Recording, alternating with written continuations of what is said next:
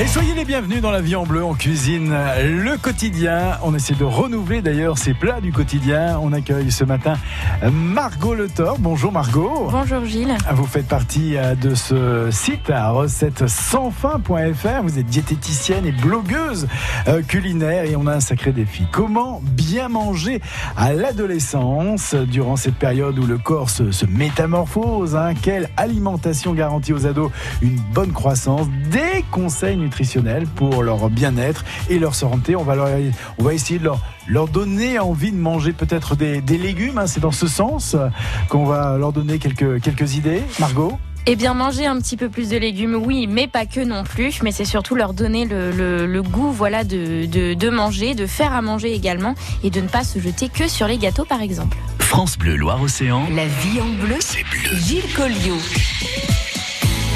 C'est vrai que c'est une période particulière, l'adolescence.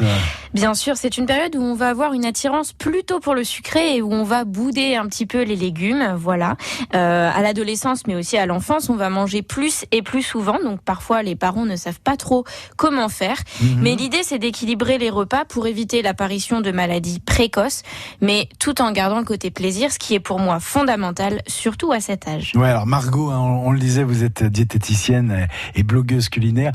Peut-être un premier conseil, éviter évidemment les régimes quand on est ado. Alors bien sûr, que ça soit pendant l'enfance, l'adolescence, mais également à l'âge adulte, éviter les régimes. Pourquoi ? Parce que quand on fait un régime, on est privé. Donc, on est frustré et on va manger encore plus mal et votre enfant risque de manger en cachette. Cela peut aussi provoquer de la boulimie, par exemple. Et si un enfant a ces mauvaises habitudes dans son plus jeune âge, eh bien, il faut savoir que ces habitudes vont rester à l'âge adulte, vont même s'empirer et ça sera encore plus difficile de changer ces mauvaises habitudes alimentaires. Donc, pas de régime, pas de frustration.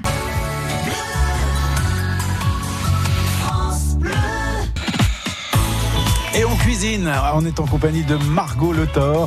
On parle de cuisine pour les adolescents. Vous avez peut-être ces adolescents à la maison, vous essayez de trouver de nouvelles idées. Comment proposer de cuisiner avec eux de bonnes choses? Eh bien, on vous en parle jusqu'à 10h30. Déjà, on le disait, pas de régime, une alimentation, je dirais, équilibrée si possible, avec une petite activité physique, c'est toujours important. Tout à fait, quand on parle de santé, il y a l'alimentation qui est primordiale, mais aussi l'activité physique. L'activité physique va permettre à vos enfants et à vos ados de se dépenser, de rencontrer du monde également, de se faire plaisir aussi. Donc il faut trouver une activité qui leur plaît vraiment. Voilà. Et puis cuisiner avec eux, c'est important. Cuisiner avec eux, c'est tout une bonne à fait, chose. bien sûr. En fait, c'est l'éducation qu'ils vont avoir dès leur plus jeune âge, sur qu'est-ce qu'on peut manger, qu'est-ce qu'on peut cuisiner. Et s'il y a le côté plaisir de cuisiner, il y aura forcément le côté plaisir de manger ce qu'ils auront fait. Alors, si possible, pas trop de protéines animales ?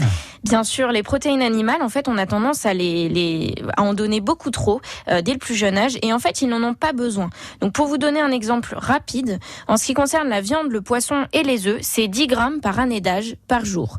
10 grammes par année d'âge. Un enfant de 5 ans. Je vous laisse faire le calcul vite fait. Donc c'est quoi? C'est 50 grammes. 50 voilà, grammes, un enfant de 5 ans, c'est ridicule. donc 50 grammes et ça représente un demi-steak haché ou un œuf. Et ça, c'est par jour. Donc, c'est important de se renseigner sur ce que va manger votre enfant à la cantine ou à l'école le midi, parce qu'il n'y a pas besoin de remettre de la viande, du poisson ou des œufs le soir. Et s'il n'y a pas ce genre d'aliments, eh bien, on peut augmenter les féculents, voire les fruits et légumes. Bien évidemment, puisqu'il faut que l'assiette soit bien remplie. Il y a des besoins plus importants à l'enfance et à l'adolescence pour assurer une bonne croissance. Bon, alors peut-être aussi la quantité des repas, parce qu'il y a des moments de la journée, ils sont un petit peu calés différemment en fonction de leurs horaires. Petit déjeuner important ?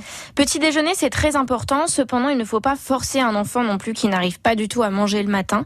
Il y a plusieurs options. La première, déjà, c'est de voir avec l'enfant ou l'adolescent ce qu'il aimerait manger le matin. Voilà, trouver un petit compromis. La deuxième, ça peut être de lui proposer un goûter à amener à manger plus tard dans la journée, parce que s'il n'arrive vraiment pas à manger le matin, on peut pas le forcer, puisque finalement l'alimentation sera une corvée. Et puis tout ce qui est petit déjeuner et goûter dans la matinée ou dans l'après-midi, ils sont souvent trop gras ou trop sucrés. Donc là, on peut réaliser des recettes en famille pour avoir des petits plats plus sains, mais gourmands. On peut partir peut-être déjà sur une idée de recette. Bien sûr, alors sur le blog culinaire, vous pouvez trouver des recettes de muesli, de barres de céréales, mais il y en a une que j'aime beaucoup et qui change un peu, ce sont les Energy Balls. Donc comme son nom l'indique, ça va plaire aux ados déjà. Comme son nom l'indique, eh bien ce sont des petites boules qui vont être pleines d'énergie, pleines de sucre rapide, de calcium, de magnésium, de protéines végétales et de fibres. Donc c'est l'idéal si on a une petite faim dans la journée. Pour les enfants, les ados, même pour les adultes.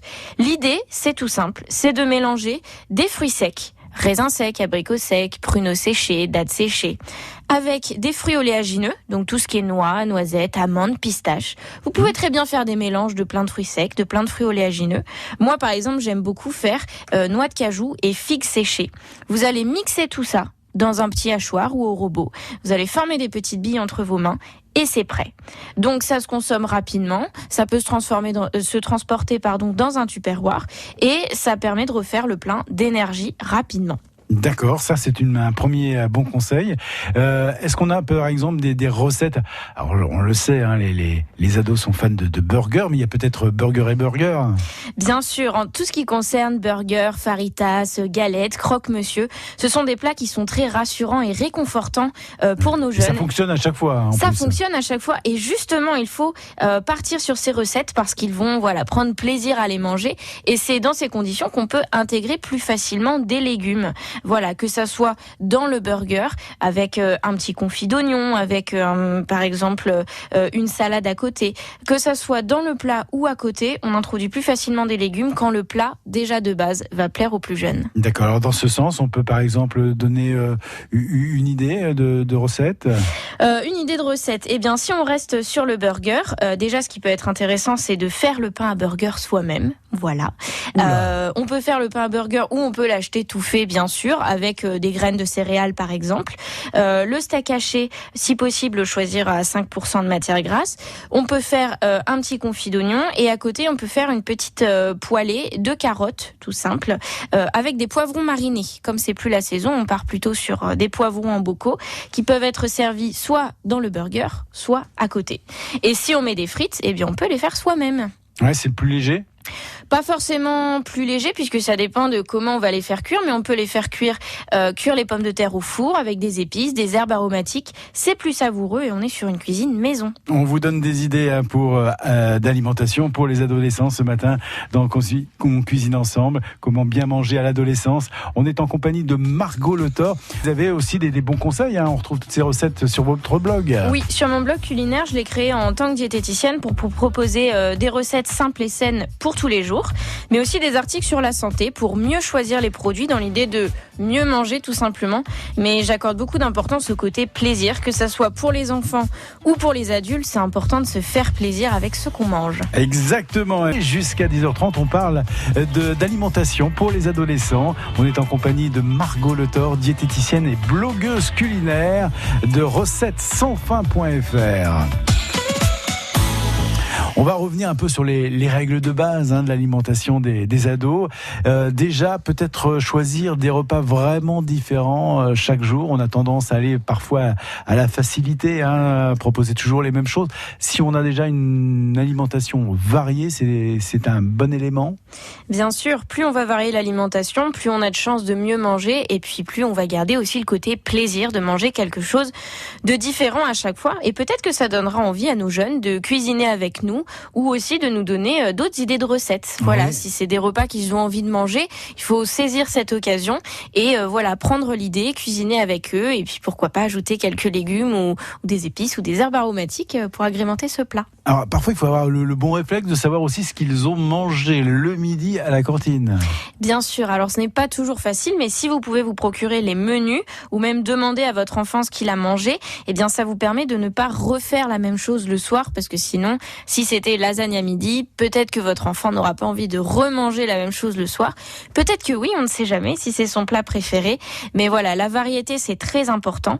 Donc questionner l'enfant sur ce qu'il a mangé à midi et le questionner sur ce qu'il aimerait manger aussi. Comme ça, on se base sur ses goûts, sur ses envies et puis ensuite on cuisine ensemble et on varie l'alimentation au maximum. Et attention, portions recommandées, on rappelle les portions à peu près pour un être humain. Pour les protéines, Donc pour tout ce qui est viande, poisson ou œuf, c'est 10 grammes de viande, poisson, œuf par année d'âge et par jour. Donc à 1 an, si vous avez un petit bébé de 1 an, c'est 10 grammes. Autant vous dire que c'est 1/5 d'un œuf dur, ce n'est pas grand-chose. S'il y en a même pas tous les jours, ce n'est pas grave. Pour un enfant de 5 ans, on est sur 50 grammes. Un œuf, une tranche de jambon, un demi-steak haché.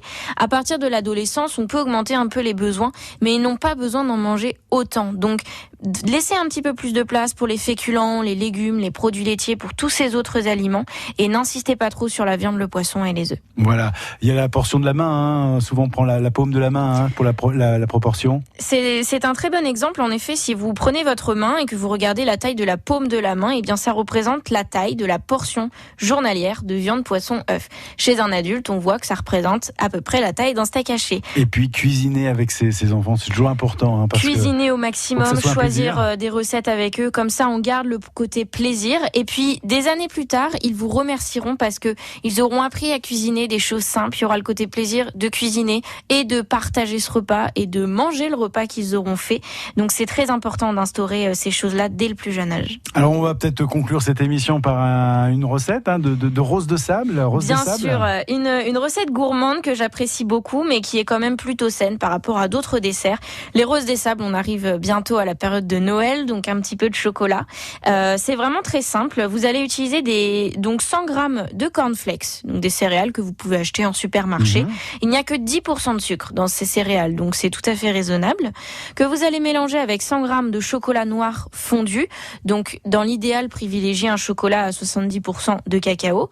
Vous allez mélanger également ça avec 25 grammes de beurre pour que ça soit un petit peu fondant.